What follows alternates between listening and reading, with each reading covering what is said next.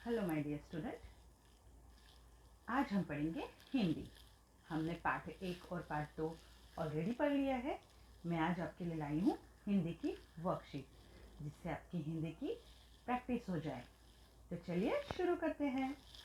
तुम्हें लोग और किन किन नामों से बुलाते हैं? आपका सबका एक नाम होता है, लेकिन हमको लोग कुछ और नामों से भी बुलाते हैं। कुछ और नाम मतलब प्यार वाला नाम। प्यार वाला नाम क्या हुआ? तो आप इसमें कुछ भी लिख सकते हैं, चीकू, मीकू, जो आपको पसंद हो आप वो लिख सकते हैं। चिढ़ाने वाला नाम, चिढ़ाने वाला नाम उसमें लंबू, मोटू, कालू कुछ भी बोल सकते हैं हम। ओके। दोस्तों का दिया गया नाम, दोस्तों का दिया गया नाम मतलब दोस्त हमें कभी कभी प्यार से कोई नाम से बुलाते हैं ना, तो हम उसमें कुछ भी लिख सकते हैं। मैंने यहाँ पे लिखा है लड्डू। ओके। अब दूसरा क्वेश्चन है चिल्ड्रन, सोचो और लिखो कि किसी किसी को नीचे दिए गए नामों से क्यों बुलाया जाता है। आपको कुछ नाम दिए गए हैं और बताना है कि उसे उस नाम से क्यों बुलाया जाता है। गप्पू, गप्पू मतलब क्या होता है चिल्ड्रन? गप्पू मतलब जो गप्पे हाँकता हो, तो हम क्या लिखेंगे? गप हाँकने वाला।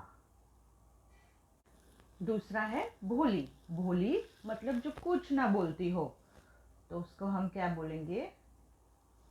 जो कुछ ना बोले। और है चुटकी, चुटकी मतलब जो छोटी हो या छोटी लगे। 4 नंबर पे है गोलू, गोलू मतलब जो गोल मटोल हो, मोटा हो, उसे हम क्या कहेंगे? गोलू। हम एक बार फिर रिवाइज करेंगे चिल्ड्रन। हिंदी जितनी बार हम पढ़ते हैं उतनी बार ही हमको उसका रिवीजन होता है। हिंदी अभ्यास से आती है ना? जैसे हम इंग्लिश सीखते हैं वैसे ही हिंदी में हमें अभ्यास की बहुत ज़रूरत होती है। प्यार वाला नाम चीकू, चिढ़ाने वाला नाम लंबू, दोस्तों का दिया गया नाम लड्डू, गप्पू गप हाँकने वाला, भोली जो कुछ ना बोले, चुटकी जो छोटी हो, गोलू जो गोल मटोल। अब दूसरा क्वेश्चन है, तुम अपना नाम लिखो और बताओ कि तुम्हारे नाम का मतलब क्या होता है। तो यहाँ पे आपको अपना नाम लिखना है। जैसे मैं अपना नाम लिखती हूँ, मेरा नाम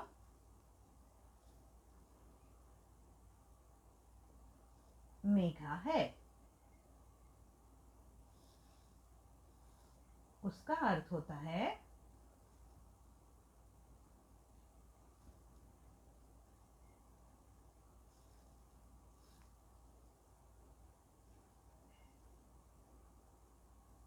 बारिश वाले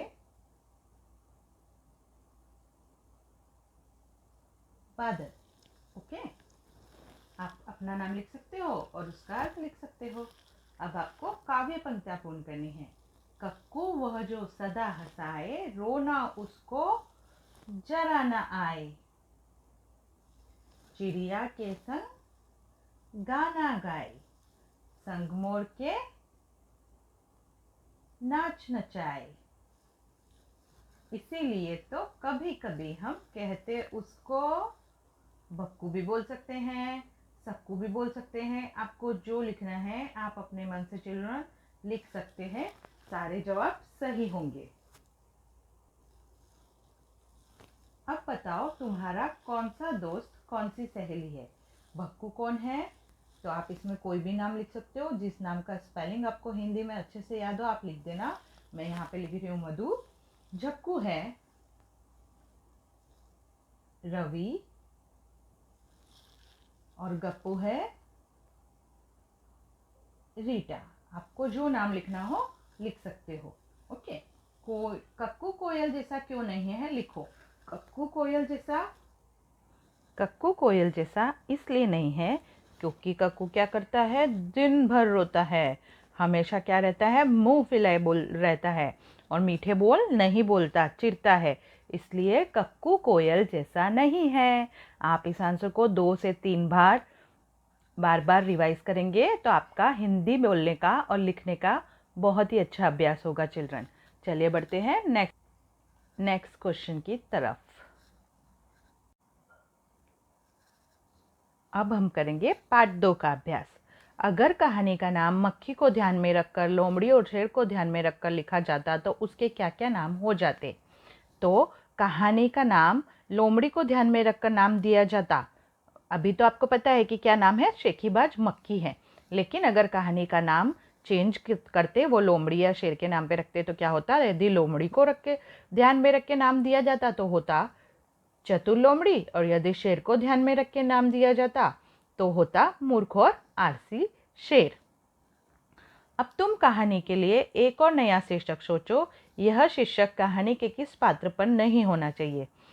कहानी में जो पात्र दिए हैं ना, मक्खी है और लोमड़ी है और शेर है, उसके पात्र पे नाम नहीं होना चाहिए। आपको कोई नया नाम सोचना है।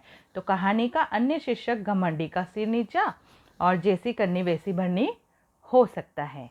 ओके चिल्ड्रन, ये इतने बड़े बड़े क्वेश्चन देख के आपको बिल्कुल डरना नहीं है। क्वेश्चन लिखे हुए आएंगे, लेकिन आपको जवाब याद करने हैं बाय हार्ट।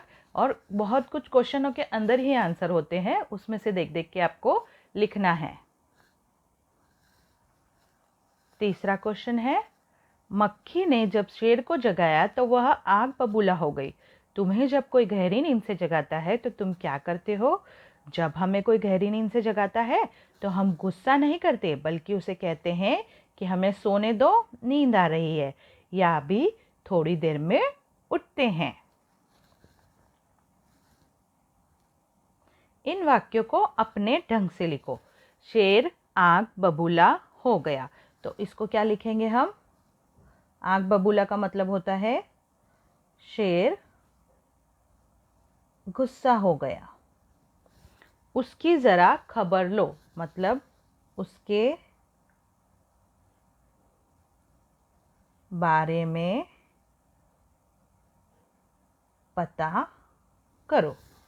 ओके, उस मकड़ी का तो मैं चुटकी बजाते ही खात्मा कर देती हूँ। तो उस मकड़ी को